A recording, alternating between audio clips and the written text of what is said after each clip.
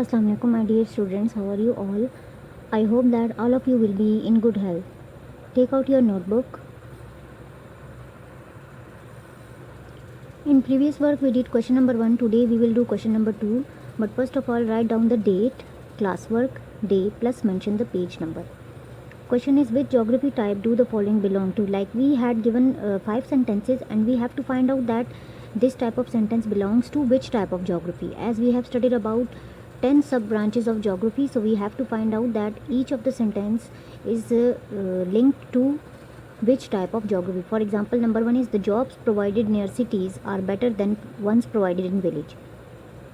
So as you can see that in this sentence, the main object is jobs, so it belongs to economic geography, because in economic we study about income of the country or income of the population or their jobs, etc. So this sentence comes under the heading of economic geography. Second is, the population of suburb is 2000 people. As the name indicates population, so it belongs to population geography. Third is, there is a water crisis in urban cities due to overconsumption of resources. So as we are discussing about urban cities, so it belongs to urban geography, because in urban geography we study about the areas of urban, the cities of urban, and the different problems of urban areas, etc. So it belongs with urban geography. Fourth one is, there are only 700 people who have a master's degree from college in the city. So this belongs to population geography. How? Because we have calculated the estimate that from, for example, 10,000 people, only 7,000 means 7% population has master's degree. So this comes under the heading of population geography. Last one is, there are 2.1 ratio of males to females in Burma. So it also belongs to population geography, because we are telling the ratio that 2.1 ratio of male population and according to female population is present in Burma. Now open your geography book. We have to start the next chapter.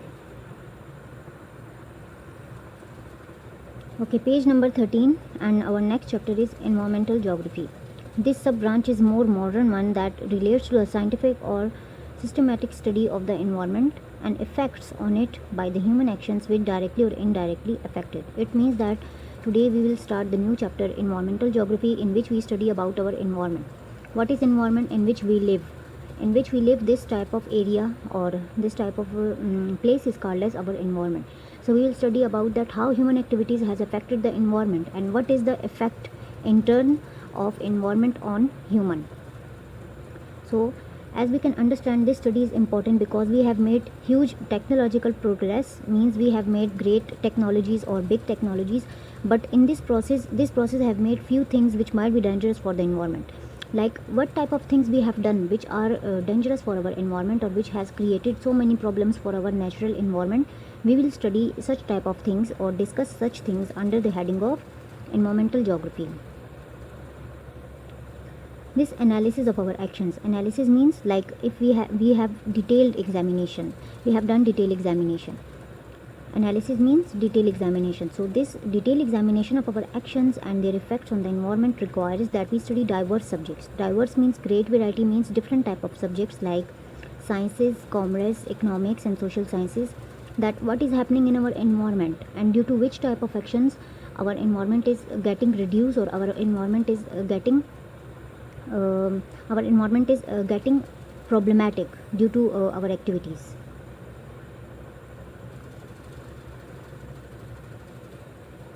The subjects which come under this field are ecology. Ecology means the relation of organisms to each other and with their environment. Environmental science and other subjects like ethics. Ethics means laws.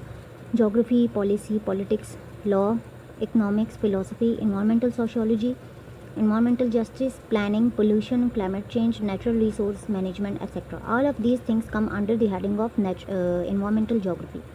Environmental geography includes the study of natural environment, built environment and the relationship between these two, as naturally the built environment affects the natural environment.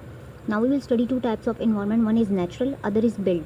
Natural is made by Allah, built environment is made by man. So we will study that how built environment, like how the environment which is made by man it affects our natural environment which is made by Allah. So first is natural environment. We all know that what natural environment means. It includes all the natural things like which are made by Allah, not man-made. We have without our intervention or creation, like we didn't interfere in such type of things. These are created by Allah. For example, plants, vegetation, rivers, lakes, all of these things are not man-made. Ponds, rocks and everything else nature has given us without organized human building activities. Like human has no interference is such type of environment. Built environment, it is man-made. So now we will discuss that what is built environment. Built environment is what we need to be more aware about.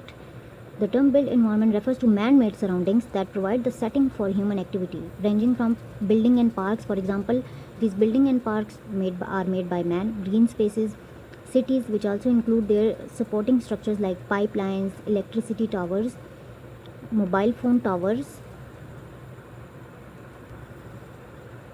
and all such things are similar. The built environment is a material and cultural combination made by us for our living and convenience. For example, we have made buildings, roads, all of these things for our to support our life.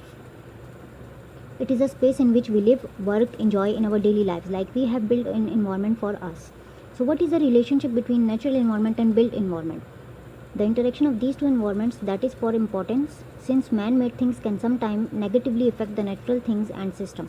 Like the environment which we has made, it can cause so many types of problems for our natural environment. For example, trees give us oxygen, but when we make a house, we get rid of all the trees. It means that we cut all the trees and plants on our plot, so where we plan to build our house. For example, if we has taken an area, it is covered with the forest, different type of trees, and we want to make a house there, so we cut all the trees.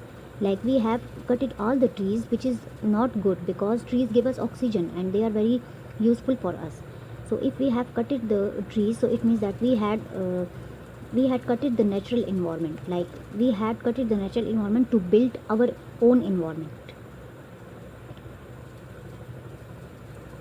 So such type of things, like for example, which we made buildings, houses, and in turn of which we cause deforestation. Deforestation means permanent removal of trees. So this is not good, and this cause very many types of problems. So in the next lesson or in the next lecture, we will study about such type of problems. For example, pollution, greenhouse effect. So I think this is enough for today. Study at your home that what is the difference between natural and built environment, and how built environment can affect the natural environment. Take out some examples from net and study it in detail. So I think this is enough for today. Thank you so very much, my dear students. Allah Hafiz.